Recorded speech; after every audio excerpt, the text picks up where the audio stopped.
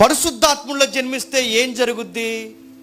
ఒక నూతన స్వభావం వస్తుంది. ఇప్పుడు మనం అందరం పుట్టంలో తెలియాలిగా మనకు. మరి లేదండి నేను పెళ్ళికి బాప్టైజం తీసుకున్నానంటే పుట్టవు, పెళ్ళికి పుట్టావు అంతే, నువ్వు మళ్ళీ పెళ్ళికి పుట్టావు. అది ఉద్యోగం వస్తే నేను మళ్ళీ బాప్టైజం తీసుకున్నానండి, ఉద్యోగం వస్తుంది బాప్టైజం, ఉద్యోగానికి పుట్టావు, ఉద్యోగం చేయడానికి గుర్తెట్టుకున్నావు. ఇలా బాప్టిజం పొందితే పరిశుద్ధాత్ముడు రాడు.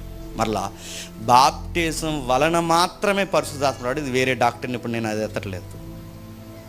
పరిశుద్ధాత్ముడి వలన నేను పుట్టానని ఎలా తెలుస్తుంది అంటే, ఒకటే ఉదాహరణ.